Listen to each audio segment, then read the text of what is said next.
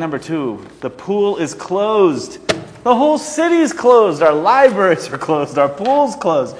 You can't even learn. The German class at SOU is now closed. I mean, everything is closing down. The school's closed down. Lithia water fountain. God knows there hasn't been any water out of that for quite a while. The skating rink. Ice rink didn't even finish. The tree fell on it.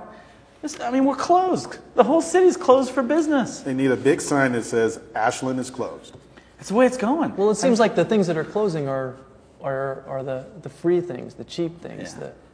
That's true. It's scary. The SOU pool thing is, I mean, you got to understand why SOU's not using it. But I came up with a thought today. I was sitting in one of my offices shortly before the show, and thinking, waiting for inspiration. I got this idea. All this stuff about the pool. Why doesn't SOU just start a swim team?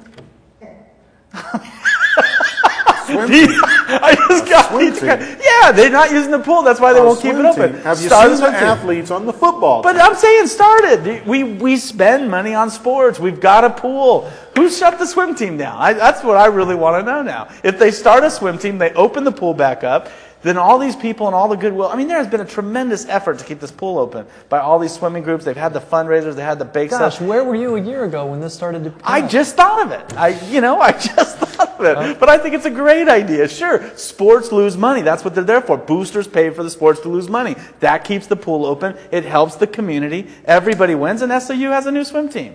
And the shark that's swimming here would be back. How is SOU going to afford a new swim team? They could barely afford to support the football team, which draws the most. Every collegiate sport, basically, the way they work is the football team makes all the money and spends it on all the others. I mean, that's what Title IX is all about anyways. I mean, women's sports, you wouldn't have a single one if it was about making money. None of them make money.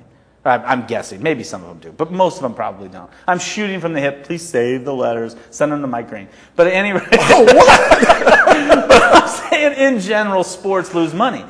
But if you've got a pool that you need to keep open and the community clearly needs it, this is an essential service within the community. It's something good that SOU does.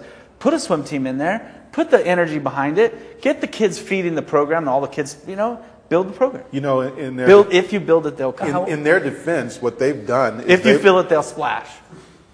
Okay, sorry. Okay. Are you done? You need a PR campaign? I'm working on it right now. I just got inspired. Okay. In their defense, SOU has kept the fees down for the various organizations that have used that pool for a number of years, many years. And I guess they've been operating it at a loss. I don't even know how much it costs to operate the pool. But here's the thing. They're looking at the opportunity of privatizing the pool. And there are folks who are coming together to try to do exactly what we're talking about, and that is save the pool, reopen the pool, and allow it to be used for a variety of purposes. And maybe somebody will start a swim team. Who knows? You've got a general. It's a morale problem right now. You've got too many things closing down. I can't tell you how many times I've heard people over the last month when they're talking about Ashland, they say how cool it is. They say, yeah, and we're the town with all the libraries closed down. Well, it's not true. Ashland's going to be one of the first ones to open its library back up, but it doesn't look good. It doesn't look good for the region. It doesn't look good for the economy. I have all these things closing down. And the answer is always privatize them. Yeah. Why does that always pop up? I don't understand how that works. Like they were going to privatize the library. Who's out there running little business plans saying, I know how to make a buck. I'll give away library books. Yeah, this is great. I'm going to come in. Let me run it. I know how to make a buck. I'll run a swimming pool. Where do you make money in that? Who knows, but government is inefficient. Yeah, but schools all over the country have swim teams that have pools that people can use.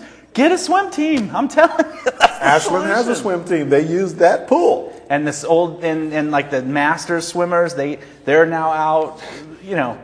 It's a bad deal. I don't know that there's any solution. My heart goes out to, I've seen them all the way up in Phoenix. I've seen them all over. They're selling stuff. They're trying to wash cars. They're doing all this stuff to raise money. They've raised about half of it. And the hard part is, okay, so they raised $112,000. They get the pool back open. What is that, for like a year? And then they got to do it all again? You can't raise $100,000 a year doing bake sales and, So is it time to just admit that our entire society is collapsing? And well, our valley,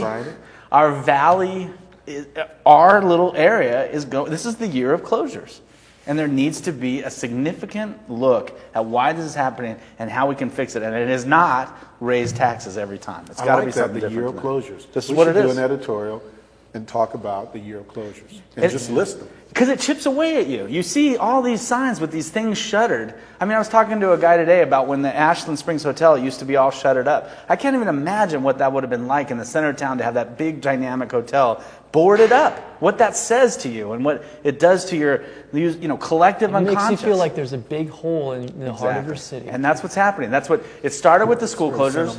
No, but it's true. When the school closures went, it really did emotionally affect people. They thought the town was changing. We've seen a lot of this. We've made a lot of talk about the Lithia fountain, but that's this historical thing that's still not even close to being fixed. If we don't have the money to fix a fountain, run a pool, keep the libraries open, whatever. I mean, could it be that Ashland is changing and there's a transition going on, and we're looking at the old stuff that's closing down, and we're not looking at the new stuff? Well, we certainly can't say that the pools have been replaced by the internet. Now we're all going to go to what, virtual? That I understand that works for the library. In some weird logic, maybe you could say it works for the library. Swimming in a pool is swimming in a pool. Right now, I'm sure that pool would be swamped if it was open right now. They could swim in the reservoir, which is really nice right now. I was there yesterday. The reservoir is beautiful. I like the sanitation of a pool. Dude, more people pee in a pool than a reservoir. That's probably terrible. Thanks for that. Okay, let's go to the third topic. That's what he's getting at.